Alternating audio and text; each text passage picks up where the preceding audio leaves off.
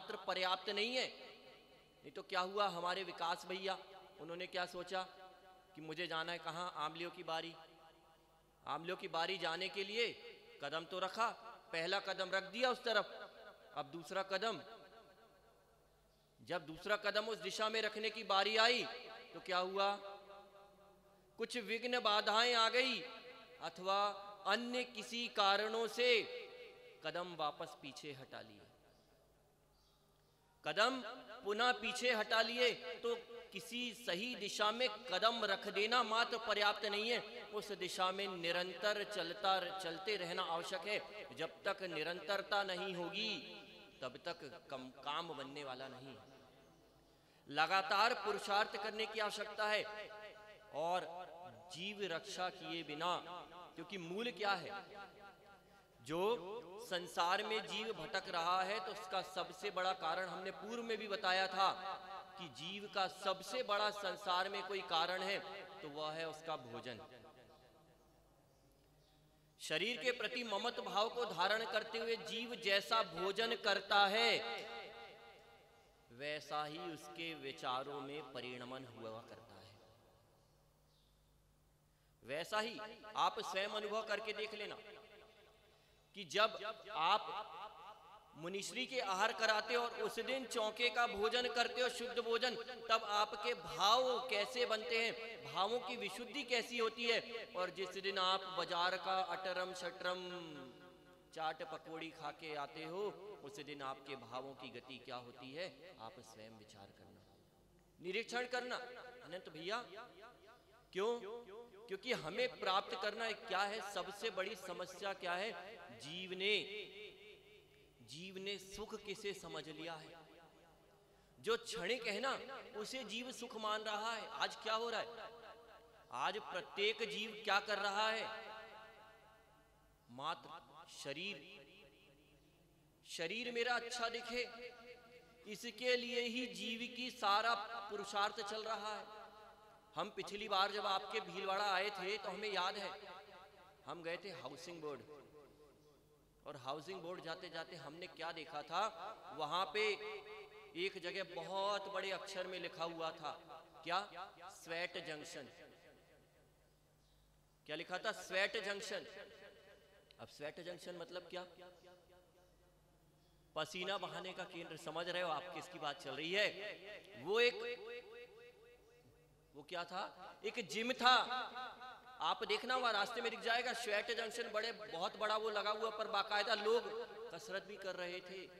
ये किस लिए चल रही है, और विशेष बात क्या है, प्रत्येक जीव भोजन कैसा कर रहा है, उसका भोजन करते समय ध्यान मात्र इस चीज पर है कि मेरा शरीर कैसे पुष्ट हो, उसके लिए व्यक्ति भोजन करने में लगा हुआ है। उसे कोई प्रयोजन नहीं, वरना मांस खाने की क्या आवश्यकता पड़ी लोगों को, क्या प्रयोजन मांस खाने से, दूसरी चीजें भी तो हैं जिनसे शरीर पुष्ट हो सकता है। लेकिन नहीं समझ पाए कि भैया भोजन तो करना, अपने प्राणों की रक्षा तो करनी है, शरीर को स्वस्थ तो रखना है, लेकिन ऐसा काम नहीं करना है कि जिससे कि दूसरे जीवों को कष्ट हो, हमें दुर्गतियों में जाना पड़े। लेकिन जीव समझ नहीं रहा, जीव समझ नहीं रहा। अभी हम शाहपुरा भी गए थे, तो शाहपुरा में एक भैया हमें बता रहा था, महाराज जी वो भाई को ऐसा भूत सवार हो रखा है, हमारे भाई को ऐसा भूत सवार हो रखा है शरीर पुष्ट करने का, कि वो मात्र रोटी अनाज वनाज कुछ नहीं खाता। वो मात्र क्या खाता है, उससे बोले पनीर चाहिए, छेना चाहिए, इसके अलावा कुछ नहीं खाता, मात्र पनीर छेना। क्यों? बोले प्रोटीन मिलेगा, शरीर मेरा अच्छा बनेगा। किस दिशा में हम जा रहे हैं, क्या कर रहे हैं, विचार करने की आवश्यकता है, विचार करने की आवश्यकता है। यदि अभी पूछा जाए कि यहां कितने लोग ऐसे बैठे हैं जो अहिंसक है, शाकाहारी हैं, शाकाहारी हैं, सब हाथ तो उठा लेंगे लेकिन कोई सिद्ध नहीं कर पाएगा। लेकिन हम ये जरूर सिद्ध कर देंगे कि आप शाकाहारी नहीं हो, हम जरूर सिद्ध करके बता सकते हैं। कैसे? महाराज जी हम तो घर में बना हुआ ही खा रहे हैं, बाजार की कोई चीज नहीं खाते, हमारा बाजार की सारी चीजों का त्याग है।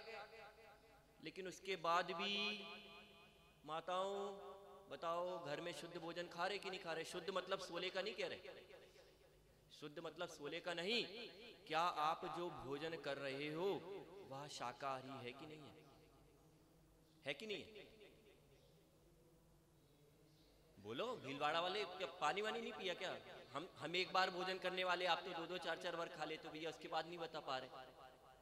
हम सिद्ध करके बता सकते हैं। क्यों? क्योंकि माताओं, यदि अभी आप घर में जाके देखोगे तो आपको 8-8, 15-15, 20-20, 7 साल वाल के घर में आटे मिल जाएंगे। और अब तो घर में पीसने की भी जरूरत नहीं है, अब तो क्या है, बाजार का आने लगा घर में, तुरंत बुलाओ तुरंत खाओ। वैसी ही हमारी सोच होती चली जा रही है। हमारा ध्यान दूसरे जीवों की प्राण रक्षा की तरफ नहीं जा रहा है, मात्र अपनी रक्षा दिखाई दे रही है। कैसे मेरा शरीर पुष्ट हो, मात्र हमें यह दिखाई दे रहा है। आचार्य भगवंतों ने यह जरूर कहा कि हाँ, शरीर की चिंता करनी चाहिए। जब परमानंद स्तोत्र कर्ता ने परमानंद स्तोत्र लिखा तो उसमें उन्होंने क्या लिखा? उत्तमा स्वात्म चिंता सात मोह चिंता च मध्यमा, अधमा काम चिंता सात पर चिंता धमाधमा। तो क्या कहा? सबसे उत्तम है अपनी आत्मा की चिंता करना कि मेरा कल्याण कैसे हो। दूसरे नंबर पे किसे रखा? कि शरीर की चिंता करना। मोह मतलब यहाँ शरीर से संबंध लिया कि अपने शरीर की रक्षा करना। क्यों? क्योंकि शरीर माध्यम खलु धर्म साधनम, शरीर के माध्यम से ही साधना होगी। ये मुनिराज भी आहार करने जाते तो इसलिए नहीं जाते कि मेरा शरीर पुष्ट हो जाए, मैं बढ़िया बलिष्ठ हो जाऊं, नहीं। इन्हें मालूम है कि मुझे जिस प्रकार की गाड़ी को चलाने के लिए ओगन चाहिए, उसमें तेल चाहिए, ग्रीस आदि डालना पड़ता है, तब वो गाड़ी चलती है। ऐसे ही इस शरीर को चलाने के लिए भी भोजन रूपी ईंधन डालना पड़ता है, उसके बिना ये शरीर नहीं चल सकता। इसलिए मुनिराज जाते हैं। लेकिन ये अपवाद मार्ग है, राजमार्ग नहीं है। आचार्य भगवंतों ने कहा यदि सामर्थ्य है तो उपवास करो, और यदि सामर्थ्य नहीं है तो फिर आहार करने जाओ। लेकिन आहार करने क्यों जाना? तो आहार करने का उद्देश्य, उसके भी कारण बताए, 6 कारण, उसके भी 6 कारण लिखे कि अन्य साधुओं की वैयवृत्ति करने के लिए, भूख आदि मिटाने के लिए, और अन्य ऐसे 6 कारण बताए। उन 6 कारणों से साधु आहार करने जाते हैं। यदि वो 6 कारणों के अतिरिक्त किसी अन्य कारण से जा रहे हैं तो उनका वो आहार ग्रहण करना उनके लिए मोक्ष मार्ग में सहकारी नहीं बनेगा, आपकी बाधक ही बन जाएगा। इसलिए यहाँ समझना है कि 100 पर की प्राण रक्षा करने की बात जब चल रही है तो हमें अपनी भोजन पद्धति में सुधार करना पड़ेगा।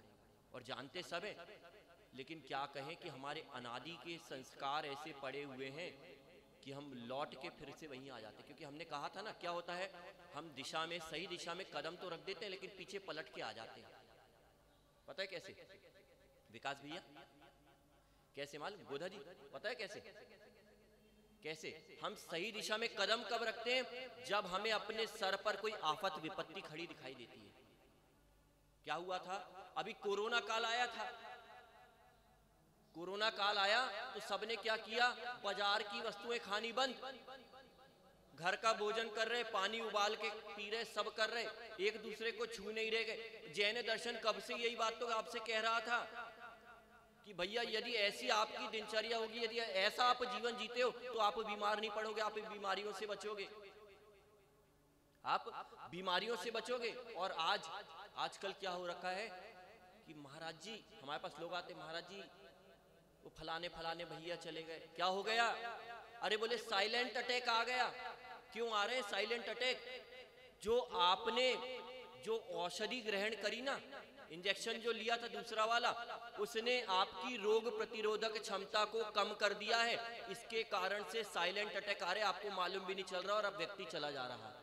लेकिन उससे भी बचा जा सकता है, और उससे बचने का उपाय यदि कोई है, आप यदि जैन पद्धति से जीवन जीना शुरू कर दो, अपने भोजन पान पे नियंत्रण कर लो, तो हम कह रहे हैं आप उससे भी बच सकते हो। और यदि कदाचित नहीं भी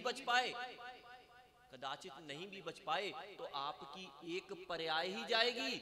लेकिन अशुद्ध भोजन करोगे, अपवित्र भोजन करोगे तो क्या होगा? आपकी एक पर्याय तो वर्तमान तो बिगड़ेगी, भविष्य की आने वाली कई पर्याय भी बिगड़ जाएंगी।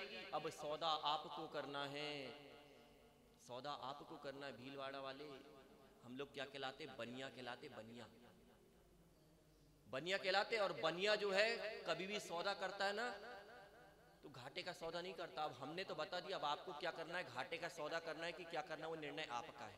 हमारा काम बताने का है कि यदि ऐसा करोगे, अशुद्ध भोजन करोगे, मांसाहार आदि करोगे, सीधे सीधे तो नहीं खा रहे लेकिन अप्रत्यक्ष रूप से मांसाहार हमारा चल रहा है, क्योंकि आगम में जो मर्यादाएं लिखी है कि आटे की मर्यादा कितनी माह, बारिश में 3 दिन। अब यदि 3 दिन से ज्यादा का आटा हम खा रहे हैं तो आप नियम से मानना आप मांस ही खा रहे हो, मांस खाने का दोष लग रहा है। क्यों? इससे भी आपके सम्यक दर्शन का परिचय मिलता है कि आप कितने सम्यक दृष्टि हो। क्यों? क्योंकि आगम में स्पष्ट लिखा है कि भैया बारिश में 3 दिन की मर्यादा। इसका मतलब ये है कि 3 दिन निकले और उसमें जीवों की उत्पत्ति होनी शुरू हो जाती है। लेकिन महाराज जी आंखों से तो दिख नहीं रहे हैं, फिर हम कैसे माने जीव हो गए? ऐसा नहीं है। इसलिए जैन दर्शन ने कहा चक्षु दर्शन और अचक्षु दर्शन की कुछ ऐसी वस्तुएं हैं जो मूर्त होते हुए भी हमें इन आंखों से दिखाई नहीं देती। कुछ ऐसे भी जीव हैं जो इतने सूक्ष्म हैं कि हमें आंखों से दिखाई नहीं देते, लेकिन वे होते हैं। और वही आटा जब आपका और ज्यादा दिन का हो जाता है तो फिर उसमें कहां से दिखने लग जाते हैं, लट वगैरह कहां से आ गई? वही तो थे, पहले छोटे छोटे थे, धीरे धीरे बड़े हो गए तो आज आपको दिखने लग गए। इसलिए इस बात को समझना है, जैन पद्धति से जीवन जियोगे तो आपकी स्व की भी प्राणों की रक्षा होगी और पर के प्राणों की भी रक्षा होगी। तब कहीं जाके आप उस सुख शांति को प्राप्त कर पाओगे जिसके लिए जीव भटक रहा है। वरना कितना कष्ट है घर में, संसार में कितना कष्ट है। कोई किसी के कारण दुखी, कोई किसी के कारण दुखी, कोई किसी के कारण दुखी। अभी अनंत भैया हमारे बैठे प्रवचन सुन रहे, गोदा जी प्रवचन सुन रहे, अचानक से किसी का फोन आ जाए, पत्नी का फोन आ जाए कि ऐसा ऐसा हो गया, तुरंत आओ। क्या होगा? जो हमें प्रवचन सुनने में सुख मिल रहा था उस सुख में बाधा आ गई। इसलिए जो संसार का सुख है ये सुख बाधा सहित है और हमें उस अविच्छिन्न सुख को प्राप्त करना है जिसमें किसी प्रकार की बाधा ना आती हो, जो बाधा रहित हो। निराबाध सुख जो है उसकी प्राप्ति करनी है। और उसकी सुख की प्राप्ति कब होगी? जब हम अपने जीवन में स्वयं के प्राणों की रक्षा के साथ पर के प्राणों की रक्षा पे भी लक्ष्य करके अपना जीवन आगे बढ़ाएंगे। और यह काम वे ही कर सकते हैं। ये काम किसका है? ये काम मात्र वीर कर सकते हैं। वीरों के लिए संभव है, कायरों के लिए संभव नहीं है। कायरों को तो मात्र अपनी देह की, अरे कुछ हो गया तो क्या होगा, भले ही 10-10 दिन 10 लक्षण के उपवास कर लेते हो, निर्जले उपवास कर लिए, देख लिया शरीर में क्षमता है, लेकिन उसके बाद भी क्या हुआ? हमसे रात्रि भोजन नहीं छूट रहा, बाजार का भोजन नहीं छूट रहा। इसका मतलब ये है कि अभी हमने धर्म को सही तरह से जाना नहीं है। हमारा धर्म मात्र जो है उस हाथी की तरह है कि जिसके खाने के दांत और होते हैं और दिखाने के दांत और होते हैं। वैसा ही हमारा जीवन तो नहीं चल रहा है। विचार करने की आवश्यकता है किस दिशा में हम जा रहे हैं, क्योंकि जैसी दिशा होगी वैसी ही आपकी दशा होगी। हमने बताया मूल में यदि भूल हो तो फिर शूल ही मिलने वाले हैं और कुछ मिलने वाला नहीं है। इसलिए हमें इस बात को समझना है कि यदि हम चाहते हैं कि हम अपना कल्याण कर सके, हम भी जैसे उन सिद्धों ने अनंत सुख प्राप्त किया है, वे भी अनंत सुख को प्राप्त करके सिद्धालय में विराजमान हुए। कल महाराज जी भी बता रहे थे शाम के प्रवचनों में कि भगवान की भक्ति करने क्यों आते हैं अनंत भैया, क्यों आते हैं भगवान की भक्ति करने, क्यों आते हैं मंदिर, क्यों आते हैं? बालक चश्मे वाला, क्या नाम है? वीर। वीर एक बात बताओ, मंदिर क्यों आते हैं हम? भगवान के दर्शन करने क्यों आते हैं? क्यों आते हैं? मन की शांति के लिए। तो यदि मन की शांति मिलती तो फिर तुम्हें घर नहीं जाना चाहिए।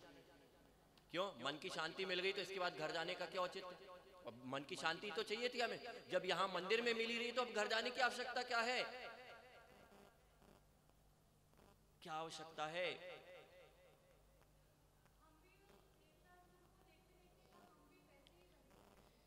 यही यही हमें समझना है वीर, कि हम मंदिर इसलिए नहीं आते कि हमें, ठीक है तुमने कहा मन की शांति चाहिए, लेकिन मन की शांति मात्र से काम नहीं होगा, क्योंकि जिस शांति की हम बात कर रहे हैं ना, उस शांति की जब प्राप्ति होगी तब मन भी नहीं होगा।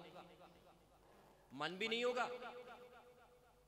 जब यह जीव अपने पुरुषार्थ से केवल ज्ञान को प्राप्त करता है, तब उसके मन का भी अभाव हो जाता है, मन भी नहीं बचता। क्यों? क्योंकि जब तक मन होगा तब तक आपकी क्रिया बुद्धि पूर्वक चलेगी, और जब जीव केवल ज्ञान को प्राप्त कर लेता है तो बुद्धि पूर्वक क्रिया ना होके अब बुद्धि पूर्वक क्रियाएं होती है, अर्थात स्वतः क्रियाएं होने लगती हैं, अपने आप क्रियाएं होती हैं। और लेकिन उसके वहां तक पहुंचने के लिए आवश्यकता है पुरुषार्थ करने की, और पुरुषार्थ हमारा यही होना चाहिए कि हम जितना हो सके अपने जीवन में जीवों की रक्षा का पुरुषार्थ करें। तो जिस प्रकार बिल्कुल सही कहा उन्होंने कि हम मंदिर क्यों आते, क्योंकि हम भी देवशास्त्र गुरु की भक्ति करके हम भी उन जैसे भगवान बन सके, हमें भी उस भगवत्ता को प्राप्त करना है। जैसे जैसे कभी तुमने दर्पण देखा, कांच देखा ना, क्यों जाते कांच के पास? है स्वयं को देखने जाते, तो स्वयं को देखने जाते हो कि स्वयं के शरीर में यदि कहीं कुछ कालिमा लगी हो, गंदगी लगी हो, तो उसे देखने के लिए जाते हो। हमारे शरीर में जो कालिमा लगी है उस कालिमा को देखने के लिए हम जाते हैं, लेकिन दर्पण को देखने के लिए दर्पण को नहीं देखते, अपितु उस कालिमा को हटाने के लिए दर्पण देखते हैं कि हम देख ले भैया कहाँ कालिमा लगी है, तुम उसको साफ कर देंगे, हम अपने शरीर को स्वच्छ कर लेंगे। ऐसे ही हम भगवान के पास आते हैं ताकि भगवान के पास आके हमें इस बात का ज्ञान हो जाए कि अभी हम संसार में भटक रहे हैं, हम कर्म कालिमा से युक्त हैं। जिस प्रकार वह व्यक्ति दर्पण के सामने जाके अपने शरीर में लगी हुई कालिख को साफ करता है, ऐसे ही जो जीव भगवान के पास आके देवशास्त्र गुरु की भक्ति करके उन्हीं के द्वारा बताए हुए मार्ग पे चलता है, वह भी एक दिन ऐसा आता है कि अपने साथ शरीर के साथ लगे हुए, जो आत्मा के साथ लगे हुए जो 8 कर्मों की कालिमा है, उस कालिमा को नष्ट करके वह भी शुद्ध सोने के जैसा कांचनमय हो जाता है। और उसी का पुरुषार्थ हमें करना है, तो हमें समझना है। उसके लिए आचार्य भगवान कह रहे हैं कि स्व पर की यथाशक्ति जितना हो सके, ठीक है आप पूर्ण रूप से नहीं कर पा रहे तो जितना संभव हो सके उतना करो। समय हो गया, लेकिन एक छोटी सी बात के साथ अपनी बात को समाप्त करेंगे, क्योंकि इस बात को समझना, लोग क्या होता है कि नियम लेने में, धर्म के मार्ग पे आगे बढ़ने में थोड़ा सा हिचकिचाते हैं। क्यों हिचकिचाते हैं? उन्हें इस बात का डर लगता है कि हमारे द्वारा लिया गया नियम टूट तो नहीं जाएगा। महाराज जी हम रात में तो नहीं खाते, लेकिन हम नियम नहीं ले सकते। क्यों? टूट गया तो फिर क्या करेंगे? पाप लगेगा। टूट गया तो पाप लगेगा, लेकिन ये भी तो समझो जब तक नियम नहीं लिया है तब तक भी तो पाप लग ही रहा है। तो जब पाप लग ही रहा है, कम से कम नियम ले लोगे तो अंदर परिणाम होंगे, याद आएगा कि हाँ मैंने नियम लिया हूं, तो उसको पालन करने के परिणाम बनेंगे। लेकिन क्या होगा यदि नियम लिया ही नहीं है, तो हमारी स्थिति कैसी हुई कि उस गाय के समान है, उस पशु के समान है जो किसी खूंटे से नहीं बनी है। अभी तो घास नहीं खा रही, लेकिन भूख लगेगी तो जाके घास जरूर खा लेगी। इसलिए आचार्य भगवंतों ने कहा कि नियम लेना चाहिए, नियम संयम में आप बंधे रहोगे तो आपका जीवन सुरक्षित चलेगा। और हम जो बात कहना चाह रहे हैं कि नियम लेने का मतलब ये नहीं कि जैसे मान लो हमने वीर से कहा वीर रात्रि भोजन नहीं करना चाहिए, वीर कहा महाराज जी मैं त्याग नहीं कर सकता, मैं बाहर पढ़ता हूँ, मुझे पढ़ने जाना पड़ता है, मेरे लिए संभव नहीं है कि मैं इसका पालन कर पाऊं। तो आचार्य भगवंतों ने कहा ठीक है तुम बहुत बड़े नियम नहीं ले पा रहे, लेकिन उसका भी तरीका है, तुम धीरे धीरे कदम बढ़ा के आगे बढ़ सकते हो। कैसे? तो इसका उदाहरण देते हुए, इसको बहुत अच्छे से समझाते हुए, माताओं यदि आपने पद्म पुराण पढ़ा होगा तो पद्म पुराण जी में आचार्य भगवान रविशेण स्वामी ने बहुत अच्छे से समझाया। उन्होंने क्या कहा कि यदि आप बहुत अधिक पुरुषार्थ नहीं कर सकते, बहुत बड़े नियम नहीं ले सकते, जैसे कोई व्यक्ति है वो बिना उपवास किए उपवास के फल को प्राप्त कर सकता है, रात्रि भोजन त्याग की बात नहीं कर रहे, अभी दूसरी बात चल रही है कि बिना उपवास किए आप उपवास के फल को प्राप्त कर सकते हो। तो आचार्य भगवान ने क्या कहा कि यदि कोई व्यक्ति भोजन करने के बाद यदि तुरंत कायोत्सर्ग पूर्वक 9 बार नमोकार मंत्र पढ़ते हुए कि मैं इसके बाद जब तक पुनः भोजन नहीं ग्रहण करूंगा, यदि उसने अंतर मुहूर्त मात्र के लिए भी यदि उसने त्याग कर दिया तो उसका ये अंतर मुहूर्त जोड़ते जोड़ते 1 महीने में उसे एक उपवास का फल अपने आप मिल जाएगा। अब निर्णय हमें करना है। हम तो खाते हैं और खाने के बाद हमने कुछ त्याग नहीं किया तो हमें निरंतर पाप लग रहा है, आश्रव जारी है। कम से कम मालूम है अब इसके बाद, ठीक है ये नहीं पता कि कब खाओगे, लेकिन कम से कम इतना तो सोच सकते हो कि इसके बाद जब तक पुनः चारों प्रकार के आहार ग्रहण नहीं कर रहे तब तक के लिए चारों प्रकार के आहार का हमारा त्याग रहेगा। इतना भी आपने कर लिया तो आपने अपने कल्याण के मार्ग पे पग बढ़ाना शुरू कर दिया। जीवों की भी रक्षा होगी और हमारे स्वयं के प्राणों की भी रक्षा होगी। तो हमें इस बात को समझना है, क्योंकि समय हो गया, पर्याय रही तो पुनः समझेंगे, लेकिन इस बात को समझना, मूल बात क्या है कि हमारी भूल जो चल रही है मूल में, उसे हमें सुधारना है। हमें अपने देह की पुष्टि मात्र के लिए नहीं जीना है, अपितु इसलिए जीना है कि हम अपना कल्याण कर सके। ये शरीर तो हमें कई बार से मिलता आ रहा है, इस शरीर की रक्षा करते करते तो कई भाव निकाल दिए, लेकिन अपनी आत्मा की रक्षा के बारे में सोचो, वो कैसे तड़प रही है, उसे कितना कष्ट हो रहा है। कम से कम उसके कष्टों को मिटाने का पुरुषार्थ करो, और उसकी शुरुआत आपको करनी पड़ेगी अपने घर से, अपने भोजन पान के द्वारा शुरुआत करनी पड़ेगी। तब कहीं जाके हमारा जीवन उस स्थान तक पहुंच पाएगा कि हम उस अनंत सुख शांति को प्राप्त कर सकें। इसी मंगल भावना के साथ कि हम इस दिशा में अपना कदम बढ़ाएं और अपना कल्याण करें। जय बोलिए आचार्य भगवान गुरुवर विशुद्ध सागर जी महामनी राज की।